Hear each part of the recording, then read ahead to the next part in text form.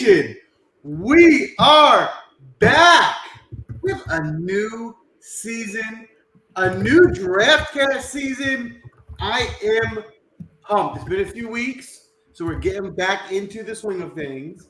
We have the Sanderson Farms coming up this Thursday, and I'm looking at the field. And yikes, the JV field for sure. So our premier golfer is Keith Mitchell in the field. But with JV fields, right, we look at the positives. We can find an edge here with the JV field because we have all the data and we have the crunch the numbers and find which golfers are the values in this tournament, who we're targeting, and go out there this week and make some money. However, before we dive into the tournament this week, I've missed you guys. Spence, I know with football going on and not golf and not drafting with us for 3 weeks, you've been losing your mind, which is why you're joining us from South Africa. So thank you. Appreciate that. It's nice to be back, guys. Yeah, I have a new place here, so we'll get it all set up nicely, get everything decked out in the background over the next couple weeks. But I agree with what you said, Joel. This is one of those tournaments, maybe not specifically this course. I have some reservations, which we can talk about with this venue just from a statistical perspective, but it's these tournaments with these watered down fields that historically I feel like I've had my largest edge, and I would venture to say that you guys probably agree with that just based off of the opening intro there. So I think it's going to be a really good fall season. There's going to be a lot to talk about. So, you know, everybody, and I've always said this is one of the reasons why I do golf full time now and don't do other sports, but everybody moves over to football. And, you know, I stick here during the fall because I feel like there is the most money to be had in golf during this next couple months. Yeah, I'll add one quick thing to that. You know, when we have a major, right, and you're deciding between who do I play, Rory or Brooks Koepka or, you know, Bryson DeChambeau, right? They're all great golfers. So, yeah, you're picking between which of the great golfers you like. You get one wrong, you're not even going to feel bad about it because you lost on not picking one of the best golfers in the world. This is where it feels a little bit different because now you really have to use all of your strategy to build the lineup because you're not picking between all great golfers. Now you're actually picking between guys who are course fit or going to rise to the occasion this week at this tournament. So it definitely is a more unique strategy and approach to the tournament, which, you know, I'm looking forward to breaking down with you guys tonight. David, how are you doing tonight? Oh, good, guys. I missed you. I know it was only 3 weeks, but I missed a little PGA Draft Cast fam. Missed the audience, missed all the banter. Yeah, it feels like it's been a while. Obviously, there's been a lot of fun golf around the world. DP World Tour. We had a 91 shot, finished third last week, as well as a 401 shot, finished 13th. So making money there. And then President's Cup obviously was really, really interesting. But I'm going to start with a trivia question for the both of you, which you probably know what Sanderson Farms does, I'm presuming, being based in America. Ice cream? No. Chicken? Chicken, okay. Sanderson Farms makes chicken. They're the 3rd largest producer of chicken in North America. Do you know how many chickens Sanderson Farms produce per week? 13 million. Over 13 million chickens per week, and they're only 3rd. So what's number 1 and 2 doing? Who knows? I mean, if I would have given a guess there, I wouldn't have been anywhere near. So it's probably a good thing that I didn't give an answer there. Just curious, Spence, how did you know that they produce chicken? Because I had no idea. I've written it in past articles before, and I actually, funny enough, I just got off of a show over at Action Network with Roberto Arguello, and he calls it the Chicken Championship. So very easy transition into that. All right. Well, Bach it is. While we're on the topic, Spence, and we're talking about chicken, and I'm trying to make a correlation between chicken and your infamous course breakdown, but there is none. There's no correlation. I've got one. Okay, David, you're on. This golf championship might be poultry, but we know that Spence's course breakdown won't be. Boom! I love it. That was it. That was what I was looking for. Spence, the non-poultry course breakdown at Sanderson Farms. What are you looking for here this week in Mississippi? So one of the things I've talked about a lot at the Country Club of Jackson is this is an extremely straightforward course. I think many times you hear that answer and you think that modeling for the event will be easy in its construction, but I kind of alluded to this a second ago. I've always found events like this to be challenging. You typically get more routes for success when scoring opens up for the field. So if we backtrack a little bit here, we saw Sam Burns do the brunt of his work with the driver and irons when he won this title in 2021, gained over 3.5 strokes per round with his ball striking, lost heavily with the putter. You flip that answer to last year.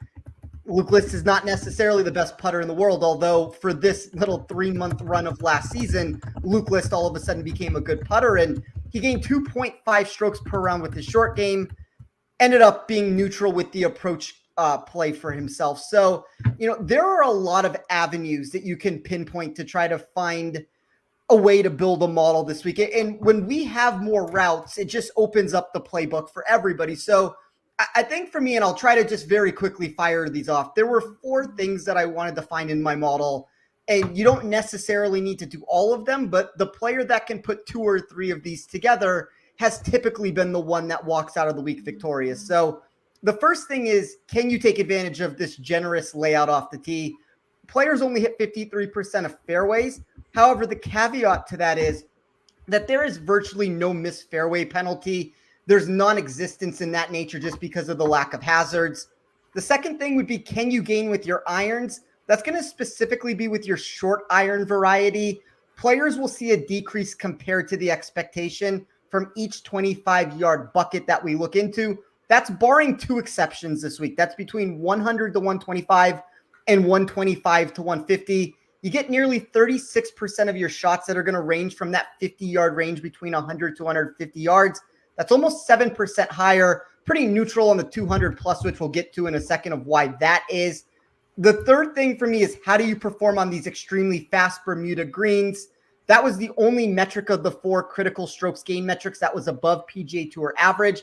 And as I just talked about, and this is where I would say some of the long iron proximity comes into play, can you generate scoring on the 4 par 5s and then the singular short par 4 that measures under 350 yards? When we look at this historically, 47% of the winning score output that gets created in the week has been on those 4 par 5 holes alone.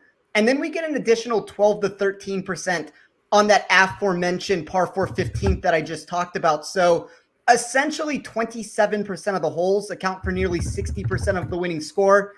There is this redundant nature over and over again of the asks of the facility of what you need to do to find success. And I think when you kind of open up the playbook, and I kind of keep talking about it in that capacity, it doesn't mean that one way or another ends up finding success. I lean towards distance just because of the ability to be able to bomb and gouge this facility. I lean towards needing to make putts on fast Bermuda greens.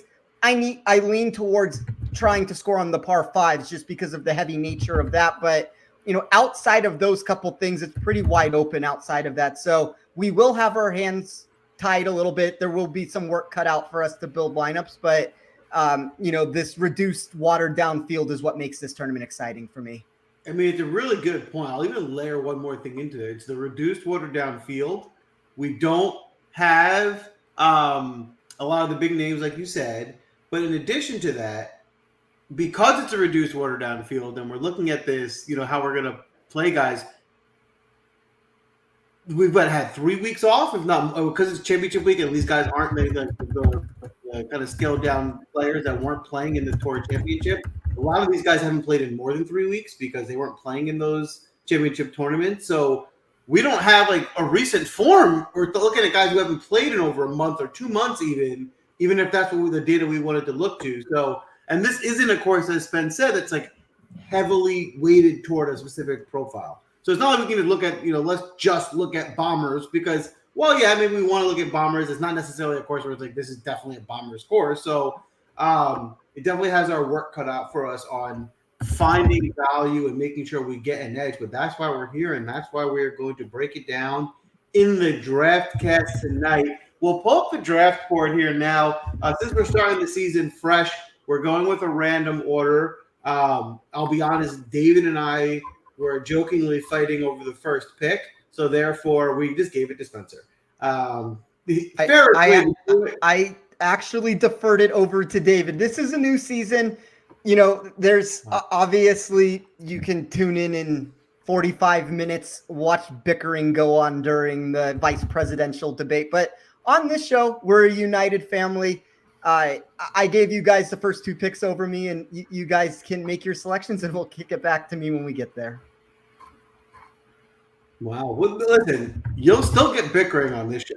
Okay? Still as a united family, but we will still bicker. And that will likely be over draft picks, which you're about to find out now. So, Dave, with the first pick, congrats. You're on the clock.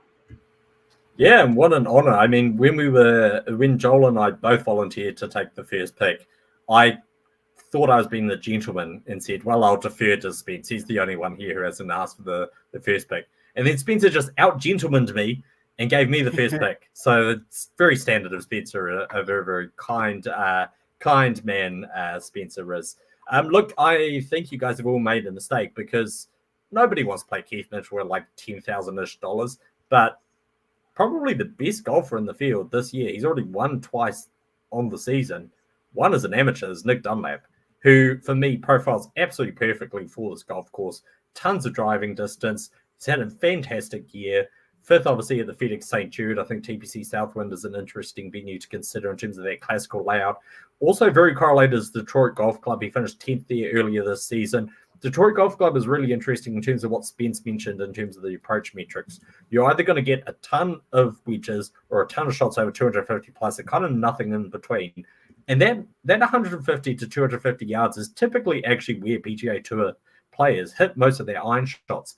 This week, only 30% of shots occur from 150 to 250 plus yards, which is insane. That is very atypical of the PGA Tour.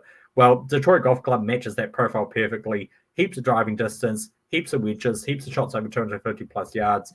And Nick Dunlap was one of the best in the field that week on approach. Finished in 10th in the end. Very, very happy to take him at a discount of -700. And thank you again, Spencer, for the first pick. Wow, Nick Dunlap off the board, first overall pick. Spence, we'd love to hear from you. Was Nick Dunlap on your radar for the tournament, or would you have considered him at 1 overall? I would have. I probably would say I think it's a little bit more wide open than what David said. Dunlap was certainly an option that was going to be in the playbook for me. I talked about this on the Action Show a second ago. Just look at what the sharp markets. There are a handful of books out there, most of them offshore variety, the Pinnacles, the bookmakers, all of those. Look where Dunlap is moving compared to everybody else. He is the favorite or near the favorite at every single one of those shops.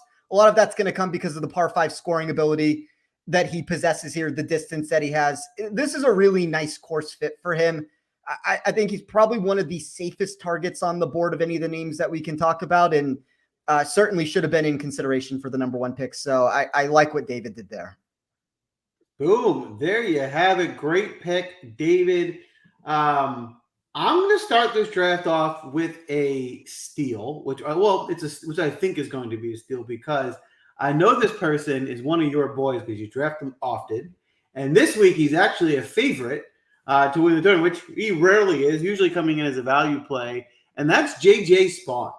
JJ Spawn now coming in at under 10K, just under at 9,900. If you look at just his most recent approach metrics, it's spectacular. And we're dating back. He hasn't lost strokes on approach since March of 2024. And if you look back just since July, which is kind of a little bit more recent data, he has been gaining a significant amount of his strokes on his approach shot. So, and if you look at off the tee, he's been gaining over 2 strokes off the tee in each of his last 2 tournaments. Granted, it was in August and September. Still, those are his most recent outings. And his putter, he's gained strokes with his putter in every tournament since June 30th. So he's just in really good form. He's playing some of his best golf. He's got 2 top 10s at the 3M Open and the Wyndham. He's made, 7 straight cuts, a top 10 at the Rocket Mortgage. I think we're just seeing his best golf at the moment. And I think he can turn that into a really good result here this week in a watered down field. So, David, I'll go to you. Is JJ Spawn on your radar this week? Yeah, look, I agree. He's just playing awesome golf at the moment. The approach metrics are absolutely insane. I mentioned when I picked Dunlap that Detroit Golf Club, the Rocket Mortgage Classic, has some very good correlation, both in terms of the leaderboards, but particularly around those approach metrics. Well, JJ Spawn already has 3 top 13s at that event. So I think that's a very, very good pointer of what you can expect from this week as well. All right. I love it. Spence, 2 picks off the board. You're up with your first pick at number 3. Who are you looking for? Joel, I don't know why I put you ahead of me. Like, I don't know why I put either one of you ahead of me. Like, there were probably 4 options that I was considering, 2 of those being Nick Dunlap and JJ Spawn. So, look, like we've talked about already, this is a watered down tournament where I do think there's a lot of value to be found down beneath, just because the bottom end of the board is really weak. You do have some value if you look around on this. So I'm not too worried about the ability to string together a lineup here. It's one of the reasons why I'm okay being in the spot, but you guys probably went as optimal as you could in the first 2 selections. So for me, I'm just going to play a little bit of defense here. I'm going to take the player right now that I seem to think, or my model seems to think, is going to be the most popular player on the board. A par 5 score, just in the same ilk of what we're talking about with Nick Dunlap a second ago. This is a golfer that's really turned it on recently with multiple top 6 finishes 3 times in the last 4 tournaments. I'll go with Patrick Fishburne here. He's 3rd in my model, 5th for upside. I think there's a pretty good overall build for him at this price tag. Wasn't necessarily the route I was planning to go initially, but as I said, there's 5 or 6 players that are all very similar to me that I'll take 2 of them and just move across from there. Well, I will say, before we dive into that, audience, you are now officially on the clock.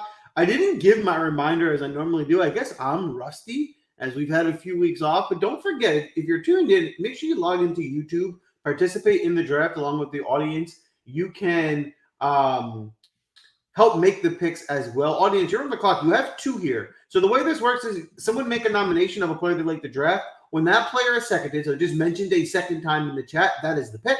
We'll need to do that twice to get both your picks in, as this is a snake-style draft. So it looks like the nominations are starting to come in. On the Fishburne front, he was definitely on my radar. So he probably, I doubt he would have even gotten back to you on your next pick, or your next picks before mine, but the next time around, because that was definitely someone I was targeting for this week. But David, we'd love to hear from you. Was Patrick Fishburne on your radar for this tournament? Yeah, look, I think he's safe as houses. He looks really, really solid. Look, obviously would have to perform at his like optimal level in order to justify his price tag. But I think all of the evidence, as Spencer said, like he's just playing really good golf at the moment. He is going to be somewhat popular. I actually have him as the highest owned on the board at the moment. So I have him playing kind of around 20%. So look, I mean, in this kind of wide open field where in the betting markets nobody's under 20-1, that's going to be something where Spence, I'm sure later in the draft, will come up with some quirky min price 6,000 golfer who's going to help him get different after the Patrick Fishburne pick. But look, for me, it screams a good chalk. He's just playing great golf at the moment, and I can't question whatsoever taking that selection in the first round. Boom. Endorsed it is. Audience got one in. Henrik Norlander locked in as the first audience pick. We do need one more, we still need one more. Only one confirmed. It does look like Jaeger's been nominated, so there's one option out there. As we wait for that second audience pick to be locked in, David, we'll start with you. Were you interested in Henrik Norlander this week? I am somewhat. I think that given his course history here, he probably is going to receive a disproportionate amount of attention. Like, obviously, in 3 of the last 4 tournaments, he's finished 4th, and 2nd, and the other time was the 24th. So it's not like he's played badly here by any means. He's played very well at this golf course, but as a result of that, you're getting 14% ownership for a guy in the 7K range. Has he been playing his best golf lately? I mean, he's done okay over in Europe, but bear in mind those fields are a lot weaker. Even though this is a weaker PGA Tour event, it is going to be stronger than a lot of those DP World Tour venues. So there comes that question mark. And he's also not the longest off the tee, so he's doing a lot of it with his putter here. He has putted well here previously. He's also lost in like 10 of his last 11 tournaments for putting. So his putt is not in a great space, and that's kind of been how he's been getting it done when he plays at this golf course. So some concerns just particularly around the ownership for me. Fair enough. And ownership concerns are real, especially depending on what type of tournament you go after. If you're going after GPPs, you definitely want to be aware. Second pick, still not finalized by the audience. A few new nominations have been put out there between Seamus Power, Taylor Moore, Howie, Spence, and Sia. Welcome to the chat as well. Always a pleasure to see you here. And it looks like the pick has been finalized. Enrico Howie with the second pick, a guy we had mentioned a few times before the break as a potential value option at 8K. Certainly in play this week. Spence, would love your take on the Rico pick, and then you're up with your second pick. Yeah, my model has seemed to like him for the last couple weeks now. He's second in this field in weighted recent strokes gained total. So essentially what that means in my sheet is I took the last X amount of rounds, which just for reference sake here, were 20 rounds. And I weighted it towards this specific golf course that we were going to be playing. And he had graded inside the top 5 there. So, I think there's a lot to like. Joel, you'll be happy to hear that JJ Spawn was the number 1 player in that area, which is one of the reasons why I liked him. But I like the Hoey selection. I kind of am seeing somewhat marginal ownership right now. I see about 10%, which for the $8,000 price tag is probably a little bit lower than I anticipated it being, but no problems with the selection there. I will move us across though to with my next pick that I'm going to be making. So, I've talked about this quite frequently this week in articles, on podcasts, of anything of that nature. You look at the top of the board, and whether it's, we can throw Keith Mitchell out there just because he's the name that's at the top of most of these boards.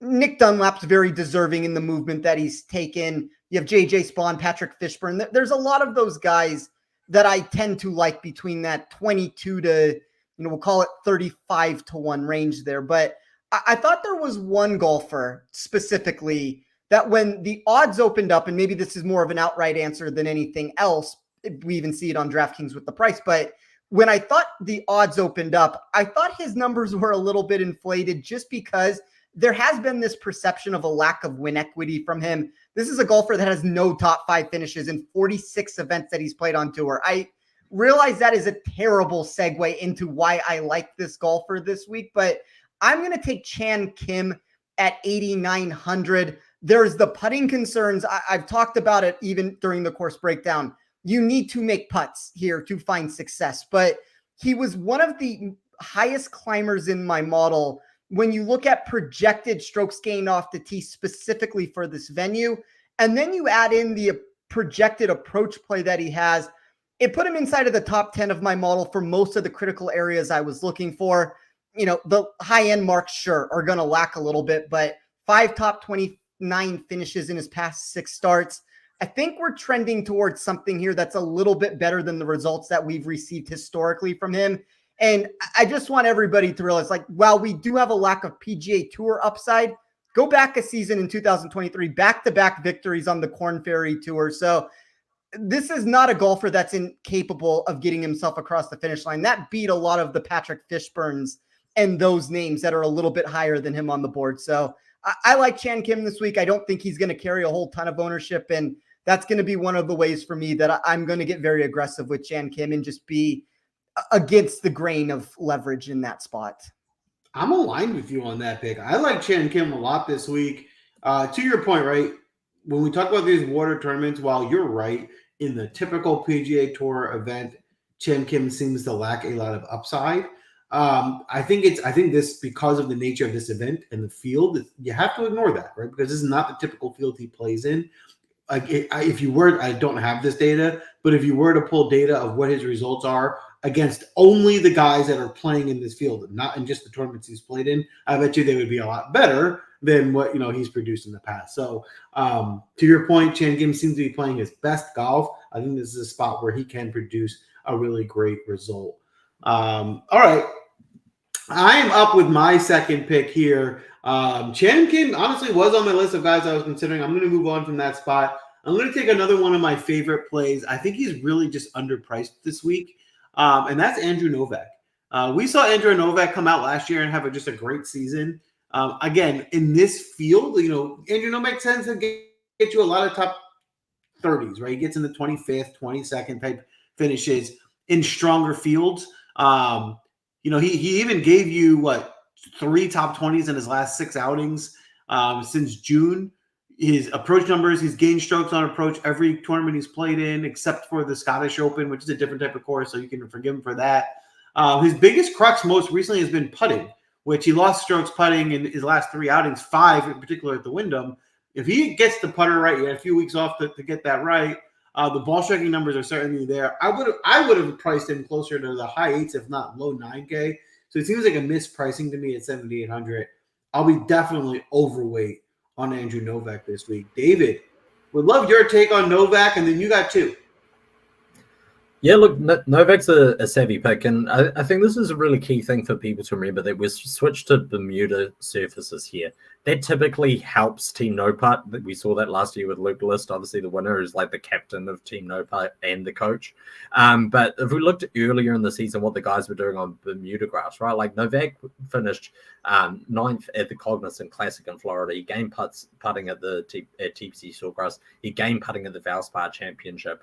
So he's gained on the surface previously. So I can discount some of those previous results. And the approach metrics look really good. Particularly, he's one of the best in the field over 200 yards, as I mentioned, and Spence mentioned as well. The short par 4 and those 4 par 5s are really the crux of scoring. And that means going for those greens into some of those longer irons, which Novak can really excel at. So I do really like that play.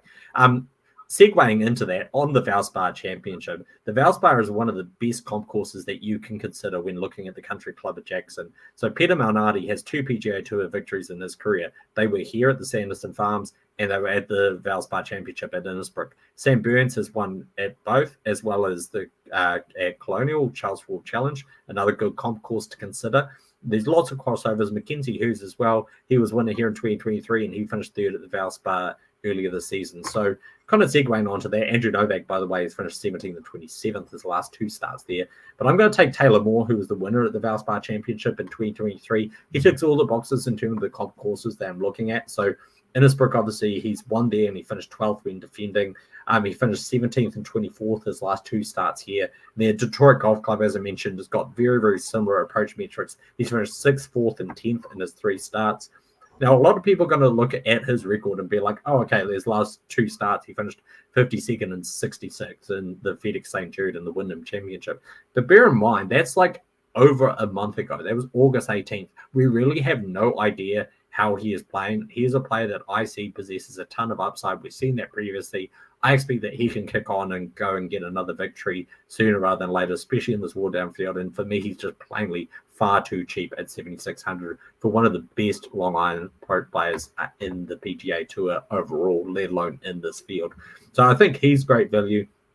I'm going to go and pair him up with an absolute dumpster diver right down the bottom of the board, and that's Cal Luan. I think if you're going to take risks, this is the kind of tournament that you need to. Cal Luan is a very, very long driver of the golf ball. He can also get super hot with the putter. We know that previously. Now, if we look what he did at the Pro Court Championship, he missed the cut, but he also gained 5 strokes on approach in just 2 rounds, lost a ton of strokes putting. And if you look earlier in the season, he started gaining strokes when he was on Bermuda. That included a 5th at Valspar Championship, which I mentioned is extremely correlated.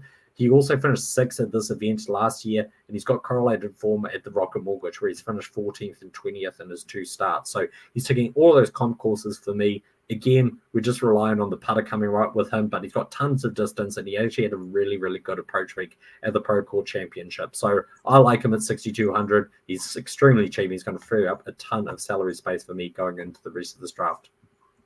Oh, all right. I love it. You certainly found some value. That is what we were looking for. I agree also. Taylor Moore at 7,600 just seems mispriced for his upside and what he can do in this watered down field. So 2 solid picks there from David. I'm going to go here and I actually drafted this golfer. I don't know if it was last tournament or 2 tournaments ago, but recently. But I could probably venture to say I've never drafted him in any tournament ever before that. He's not a guy I like to play typically, But again, I go back to the recent form is there, the watered down field. I think he makes a lot of sense, and that's Matt Kuchar. Kuch is playing well, and I like what I've seen. I think in this watered down field, I think he'll get another really good result. And the numbers are popping. I mean, at the Procore in September, he gained 5 strokes on approach. Wasn't quite as strong at the Wyndham, even though he gained 7 strokes with his putter and got 12th place. But then if you go back to the 3M Open, he gained 10 strokes on approach. Those are wild numbers. I mean, he's gained strokes on approach in every event since the Memorial on June 9th, except for the Wyndham.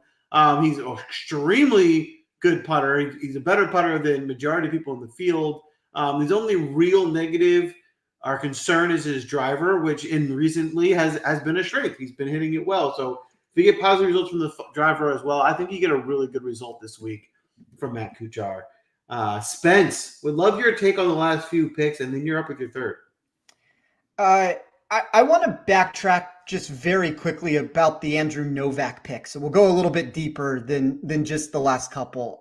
There is one player in my model, and I've talked about this being a tournament where you can gain across the board to try to find success. There was one player in my model who graded in the top 45 of all 4 of the critical strokes gain metrics. That just happened to be Andrew Novak there. So I really like the value that you had on him. And then just very quickly touching on Taylor Moore before we move forward. Moore has become, and very quickly become, one of these players where it's almost like his current form doesn't matter entering a week when you put him on a course where he has course history. He has done this over and over and over again. And I have fallen victim fading him in some of these spots to where my model from a statistical perspective isn't seeing what we've been getting results wise at the course. But I mean, over and over again, he's continuing to produce. So I think Taylor Moore is a very savvy pick with some real upside there at 7,600. I think that's a really great point you made. It as you know, I wanted to highlight there are some guys that course history just they tend to just show up in certain spots, right? And some guys it doesn't matter as much. But calling that out, I think it's a really good point. And for Taylor Moore specifically, that this might be a spot where you want to realign your focus, even if the current form isn't there. Yeah, I agree with that. So with my next pick, there's more ownership here than I thought initially when this week started. It's almost as if, I don't want to call it a groupthink mentality has taken place, because I mean, this is a golfer that's very high in my model. And this is a player who, I think if you look at what he did specifically at the Procore Championship, throw away the Sunday performance where he imploded on himself, 6 over par, shoots himself from inside of the top 15 to outside of the top 45.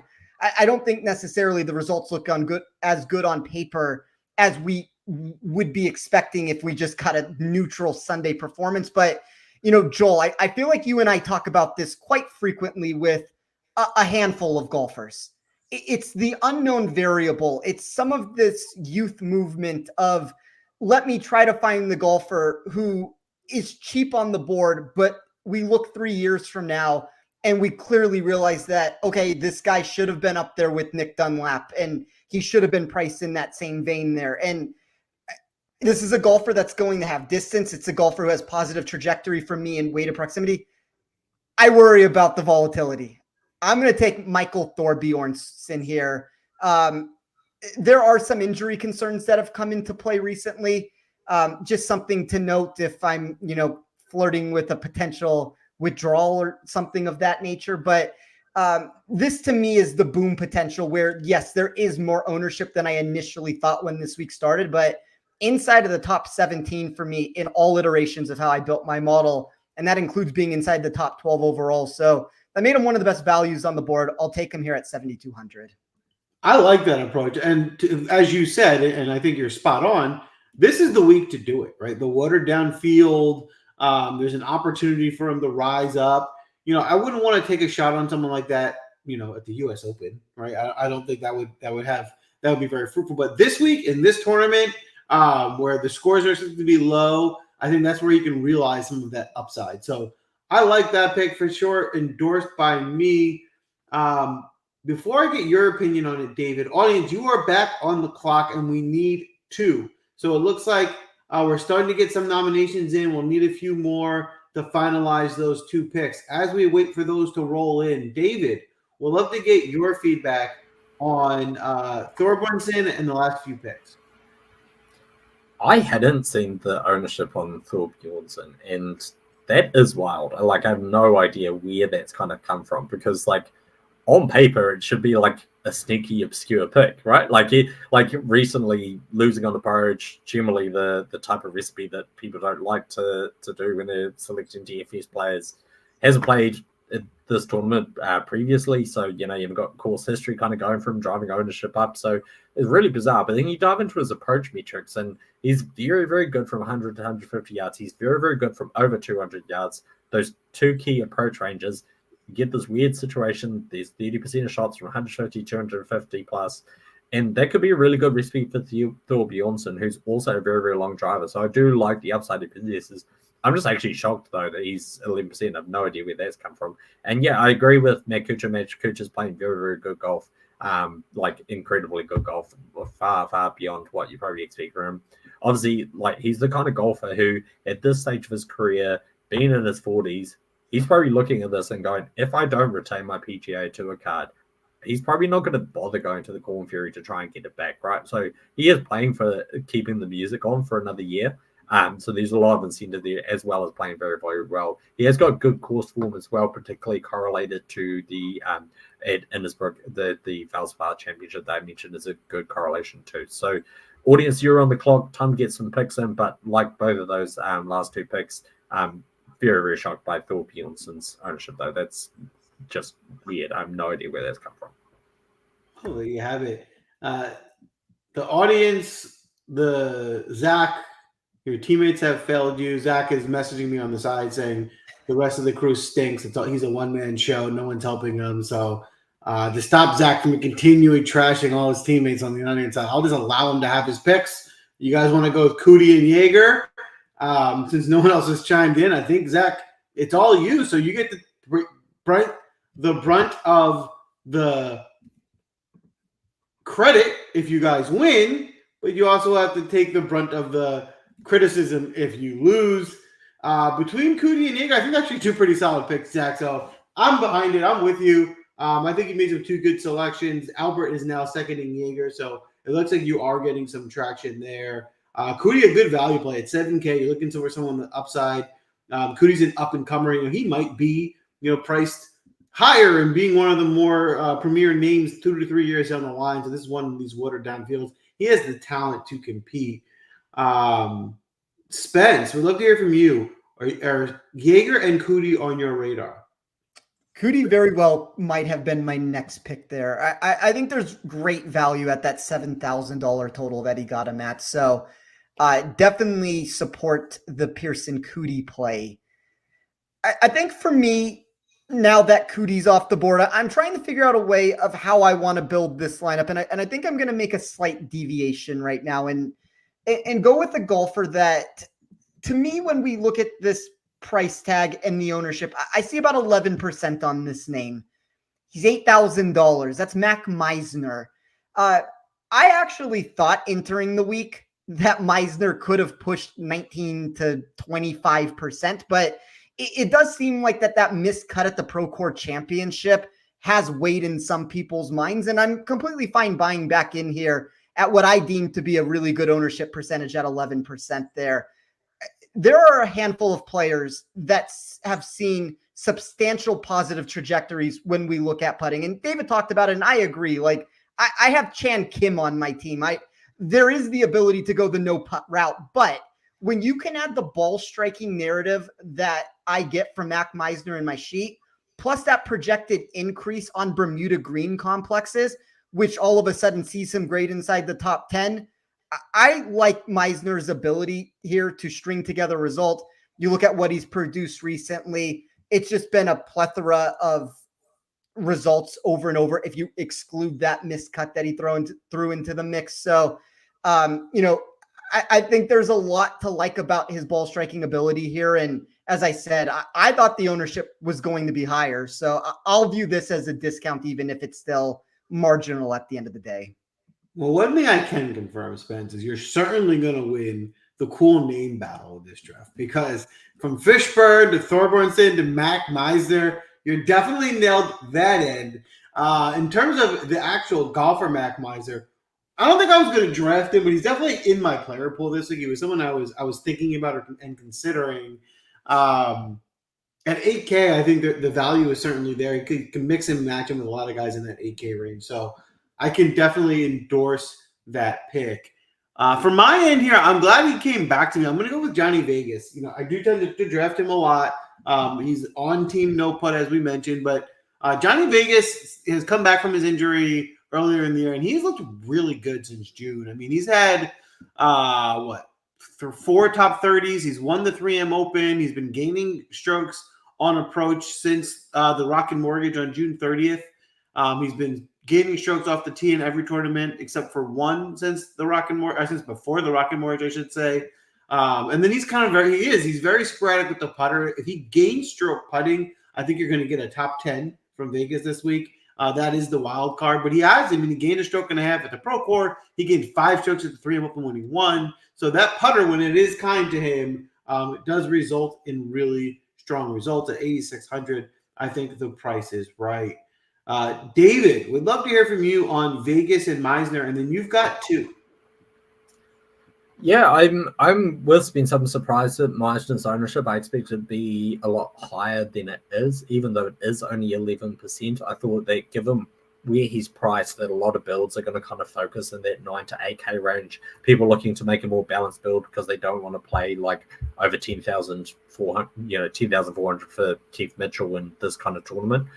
So balanced build, I think, is going to be a lot more popular, and probably one way to get different is actually going that studs and scrubs approach and differentiating yourself in that way in terms of your lineup construction. But I did think because that Meisner's ownership would be higher, he's obviously a very, very talented golfer. We've seen the approach metrics and the ball striking really is of top caliber, and that does go a long way to getting the job done around Jackson.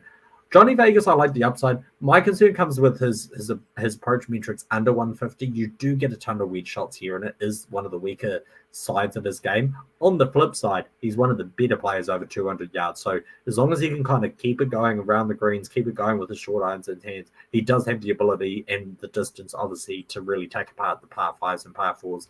As Spence mentioned, that is how you're going to construct your scorecard, really, around those 5 holes. Boom. All right. I love it. David, you got 2 here. You got plenty of money to spend in terms of, dollar per golfer. Who are you looking at here with your next 2?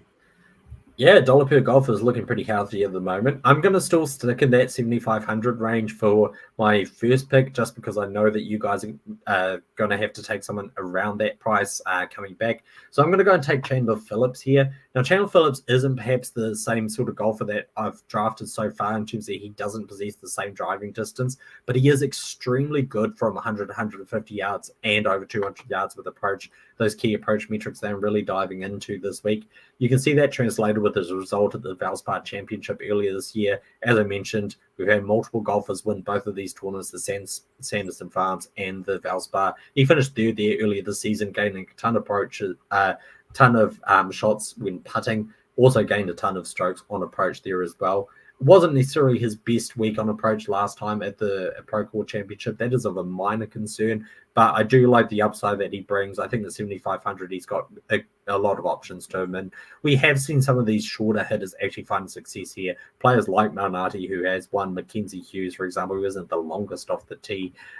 Nick Taylor, obviously, as well, another shorter hitter who has found success here too. So it doesn't necessarily have to be all driving distance, even though I do have that being a rather large edge in terms of my model. So I'm going to start off with him. I'm then going to go and take Ben Griffin, who I think is going to get missed a little bit in that 9K range. Very good result recently, 7th at the Wyndham Championship. He's been gaining a ton of strokes on approach. Obviously, we haven't seen him since the FedEx St. Jude as well, so not necessarily anything to go off in terms of his recent form. Finished second here last year, so that already speaks to his aptitude around this golf course, as well as a 24th win on debut. So a couple of really nice results in the starts he has had here. Again, mentioning the Innisbrook Resort connection, he finished 17th there earlier this season. And he's played Detroit Golf Club twice. He's finished 33rd and 31st. And bear in mind, those results of the Valspar and Detroit Golf Club are in much stronger fields than what he finds this week.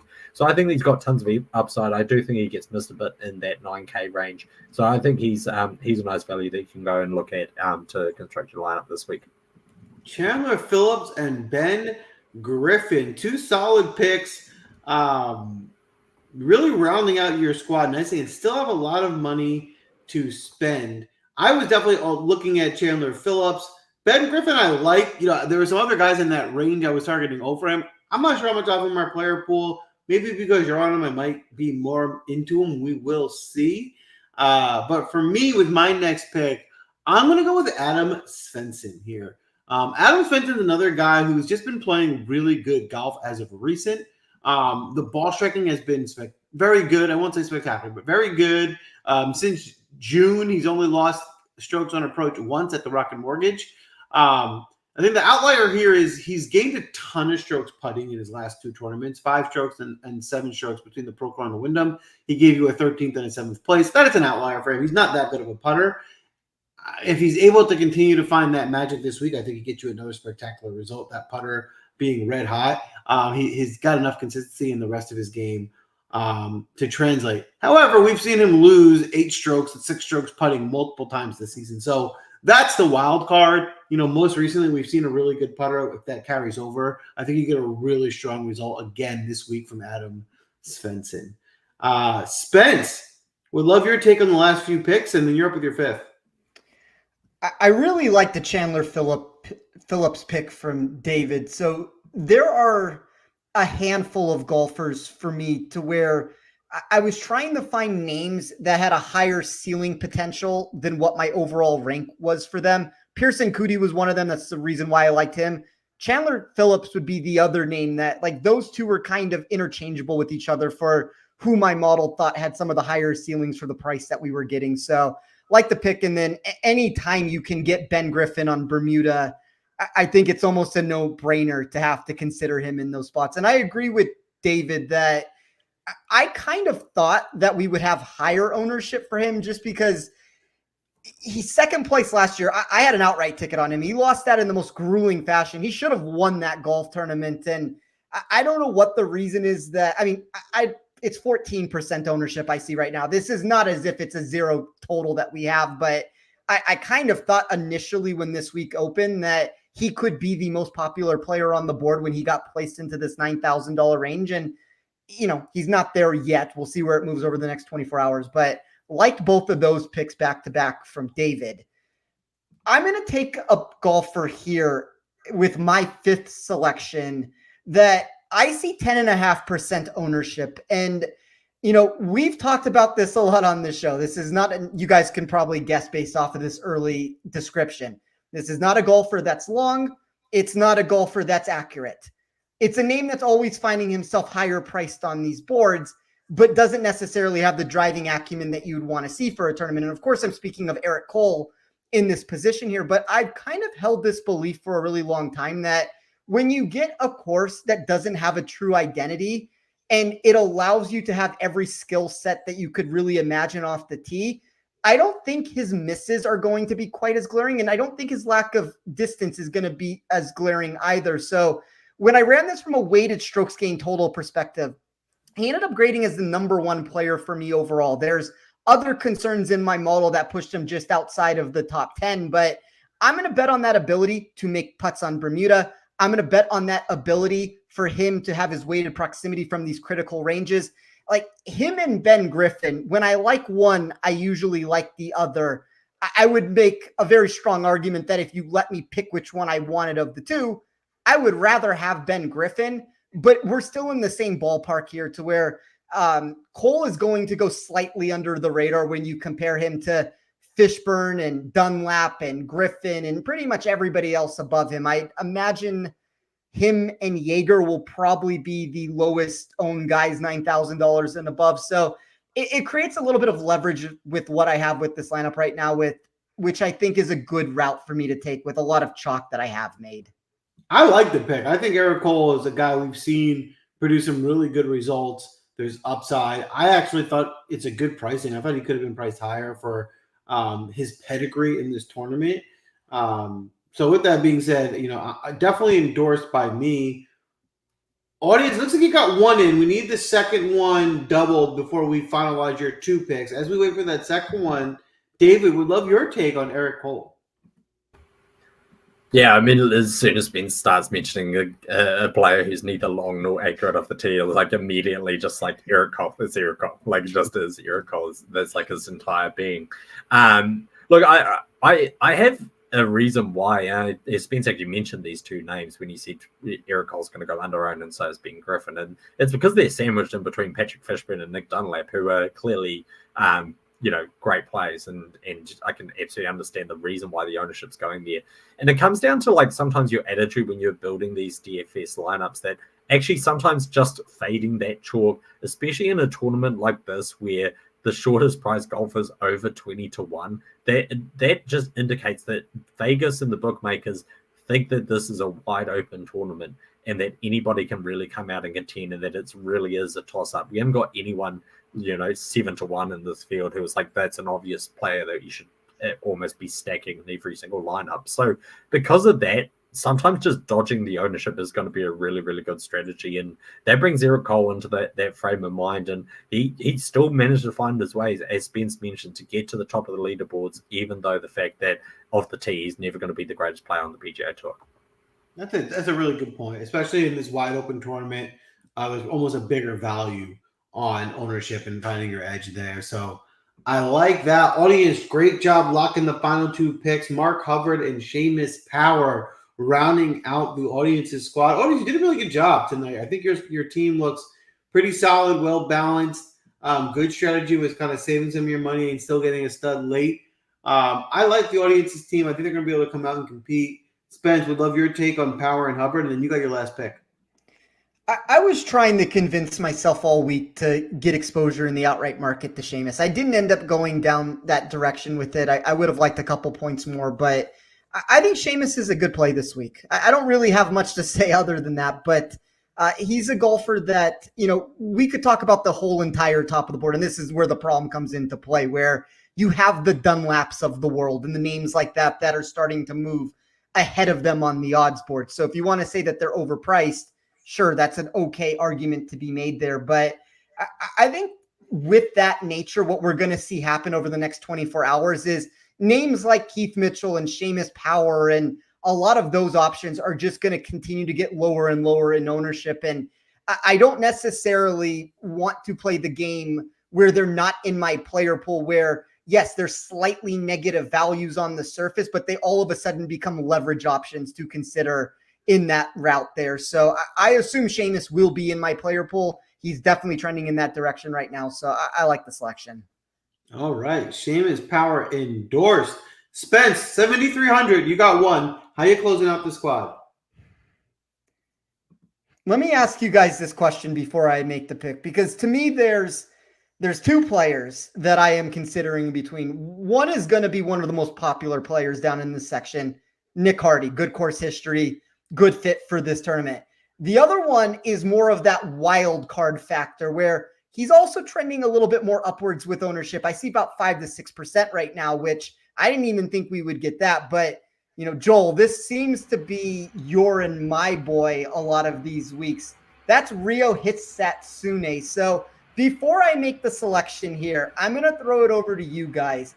Thoughts on Hitsatsune, thoughts on Hardy, and thoughts on the ownership for each one of them. I think with Hitsatsune, I like him. I always am looking at him. The upside is there. So if you're playing a GPP, it's a shot. The issue with him is there's also a high volatility, and you can miss the cut. And you have to. It's a matter of, do you want to stomach that risk with the high upside, high volatility, or would you rather go with the safer play in Hardy? I usually am going for the ceiling and going for the most upside. So Hitsatsune would be my pick. David, any thoughts? Yeah, I mean, first, massive compliments to the both of you for pronouncing Hitsatsune correctly, especially Joel, because we know that is a real difficulty for him to get that word out. So huge congratulations. I'm very, very proud of you. Nick Hardy on paper for me looks the better option just because of Hisetsune's lack of driving distance. He does tend to do better at these golf courses where driving accuracy is really important. We saw that on the DP World Tour when he won at Le Golf National, one of the highest correlations between driving accuracy and success. I do think that they're both playable. For me, I would probably go for Hardy just because of his approach metrics. And most of the damage with Hardy comes with the putter, but he was actually field average at the Pro Tour. And before that, we hadn't seen him since beginning of August. So maybe he's found something in the break. I'm sure that he's been doing tons of putting drills. And obviously, he's got the 5th year back in 2023 as well, which I think is a promising correlation too. So Hardy for me, and just to throw another name out there, I like Grayson Sig in that range too. I think he's someone to also consider. I'm going to regret going down this path. I have enough exposure to Rio. I bet him at 150 to 1. I mean, I guess in fairness, I do have a Hardy matchup also against Vincent Whaley, but I'm going to play a little bit of safety here. I think in a 4-man contest, I already have the volatility with Thor Bjornsson. If you're playing large field GPP, I love throwing Thor Bjornsson and Rio into a lineup together and seeing what you get out of them. That's going to be something that's going to be widely built for me this week. But I'll go the safer route here. I'll go Hardy. It's the chalk route, unfortunately, of the two. But I do think from a safety perspective, it probably makes slightly more sense for what we're doing today. Yeah, I hear you. I think that certainly makes sense, especially in a 4-man. That's probably the better route. All right, I got 6,500 left to wrap out my squad. I am a little bit drafting by kind of being forced into this range and not really giving your option. But if I do have to go down to this range, I think Roger Sloan is interesting. Roger Sloan has been pretty good on his approach since, again, the Rocket Mortgage. He's gained almost 2 strokes or more in each tournament, except for the Pro Tour last week where he lost. But before that, he's been pretty consistent. He's also been pretty good with his putter. He's typically not great off the tee, but he gained 4 strokes off the tee at the Pro Tour. So he found something there. I think he can get you a really good result at 6,500. At the Wyndham, he was 12th. He was 37th at the Pro Tour. So he's playing a little bit better golf than his average. I hope that translates and carries over this week as well. David, you got your last pick here with 9,500 to spend. Would love your take on Sloan and how you finishing off your squad. I kind of panicked a little bit when you said Roger, but then I hadn't really looked at how much salary that you had left, so that preludes to my final pick is going to be. But yeah, look, I mean, course history here is actually decent enough. He's played it twice, finished 14th and 32nd. As I mentioned, Detroit Golf Club's got a lot of correlation, particularly in the approach metrics. He's never finished worse than 49th in 4 starts, including 2 21st finishes, including on debut. That always sparks my interest when a player sees a golf course for the very first time in tournament and tends to put it together a decent result. So I think it's a reasonable option if you find yourself down in the lowly 6K range. As I mentioned, my players are just going to include Roger in the name in some form, and that is Patrick Rogers. I will preface this by saying that he wouldn't be my main selection here. Had I had the option, I would have gone other routes. Obviously, there's better names in this range. But in saying that, I think Patrick Rogers probably gets a bit of a hard time for his lack of win equity. Yes, if Fishburne was here, I'd play him. Yes, if Jaeger was here, I'd probably play him next. So it would probably be the order that I would go. But I do think it's reasonable to have some exposure to Patrick Rogers. I mean, the guy hasn't finished worse than 37th since mid-June. So, I mean, he's playing decent enough golf, including in some stronger fields than what he finds this week as well. And when he played this, I mean, speaking of playing well on debut, his first 2 starts here, he finished 20th and 14th. So, decent enough correlation. I think that his combination of driving distance, approach metrics, and a really hot putter, like extremely hot putter at times, he does possess decent upside. At least he's going to get you some eagle points potentially as well, plenty of birdies. And look, I take the point that he maybe lacks some of the upside, and that is why a lot of people are avoiding him. But it comes back to that point I made about ownership. Sometimes taking that risk on a guy who could have found something in the last 2 months, could have been working with a sports psychologist to get over that hurdle and go out and get his first victory. Sometimes playing those differential plays can be really profitable in the end. And on the metric side, Patrick Rogers really suits this golf course on paper.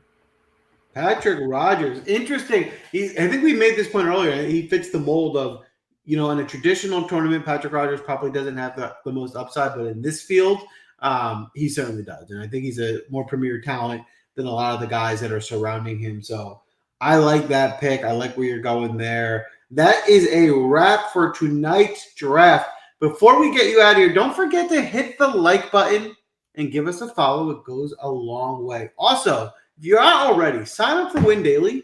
While we draft here, you watch our show. We're going to give out some first-round leaders before we wrap up. If you get into our Discord after signing up, we will also be dropping outright tickets. We'll be dropping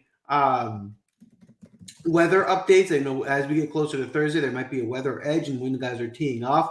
You can get that there. Follow along to get those picks. You also get access to Steven's ownership article to understand which ownership is trending going into Thursday and how you can target different guys to make sure you're giving yourself your best chance to compete when you get into these GPPs. Before we wrap up, though, as promised, we do have first round leader plays, and sometimes based on the first round leader market, we might just give a matchup play, a matchup bet that you can go after to get you out of here. David, I'd love to start with you. Who are you looking at in the first round leader market? David, you're on mute here. Thank you, mate. Look, we've been away for 3 weeks and completely forgot how to click the unmute button. Look, this segues nicely into this first round leader market for me because, as you mentioned, jumping into the Win Daily Discord does prove to be very beneficial. Now, 2 of the guys that I drafted were in my betting picks this week, and I can reveal the numbers I can reveal the names because the numbers have changed since we dropped them. And that was Nick Dunlap and Taylor Moore. Taylor Moore we got at 55s with 8 places. We got Nick Dunlap at 33-1 with 8 places. There's no chance that you can go and find those numbers now. And that's part of the reason why that you're in the Win Daily Discord. So jump into the link in the description. You can get 50% off your membership with the promo code. And pay as little as $7.50 a week. So plenty of options there, and we'd love to have you as part of the Win Daily family. So segueing that into my first round leaders, I have got Nick Dunlap on the card at 33-1. At 45-1 for the first round leader. Now, in his last 7 events, he's finished in the top 12 4 times for first round leader. He is feast or famine, but that is kind of what you want with the first round leader market, and this is a golf course that really suits him. Taylor Moore, you can find him at 60-1, which is a highly inflated number. That number hasn't moved as much as his outright number, so I think that there's a lot of value there to be found. Chandler Phillips at 66-1, I think is decent value as well. Pearson Coody, who was drafted on the show, 90-1 in the first round leader market. Now, he was first round leader 4 starts ago at the ISCO Championship. I should know because I had him on my card along with Rico Hoey, who was second in that tournament. They both made the playoff.